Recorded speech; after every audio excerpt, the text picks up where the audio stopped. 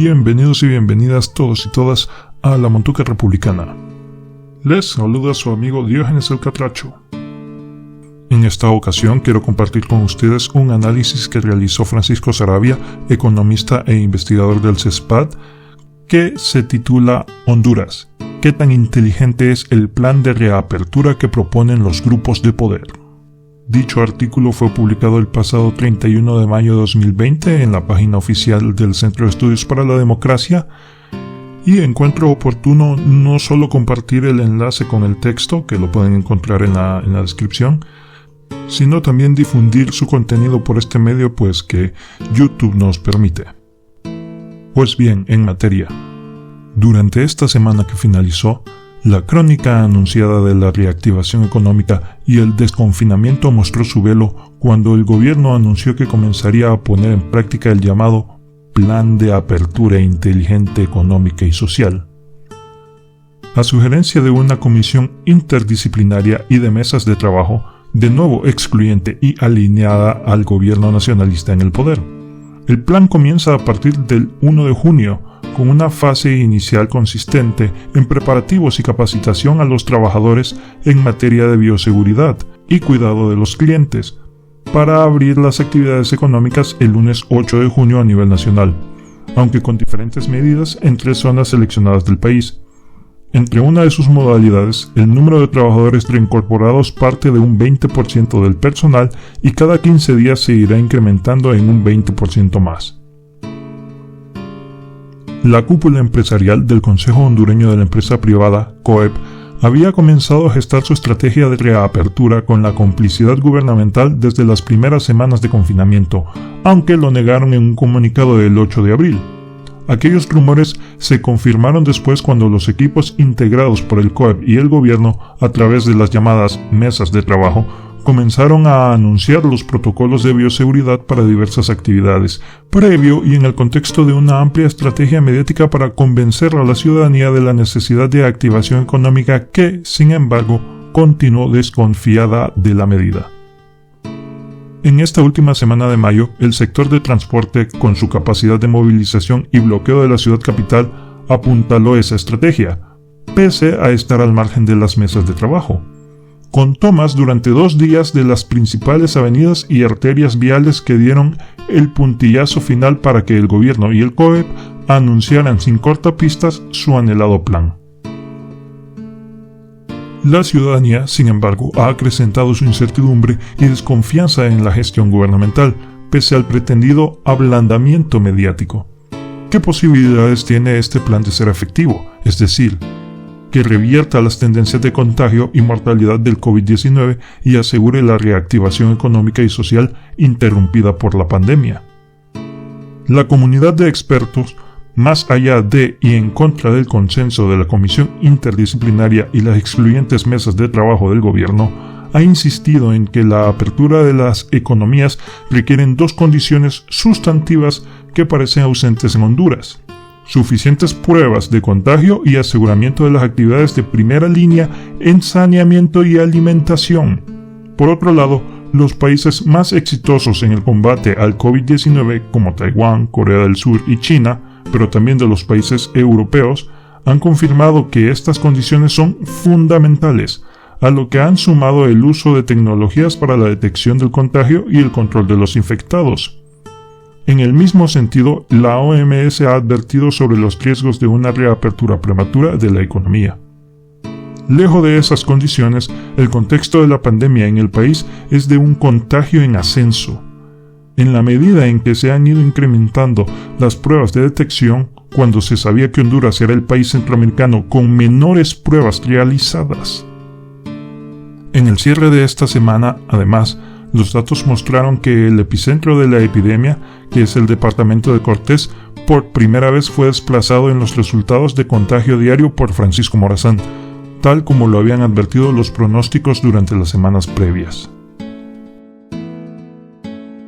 Existen varias razones para dudar en la coherencia y sustento del plan inteligente de apertura económica y reafirmar la desconfianza de la ciudadanía de que el remedio de la reactivación económica resulte más dañino que la enfermedad de la pandemia. En primer lugar, la estrategia gubernamental de combate a la pandemia no tiene ni tecnologías para la detección y el control de la población infectada, ni pruebas masivas. Al contrario, el plan tiene el pecado original de que carece de información epidemiológica objetiva, en razón de que el número de pruebas ha sido insuficiente.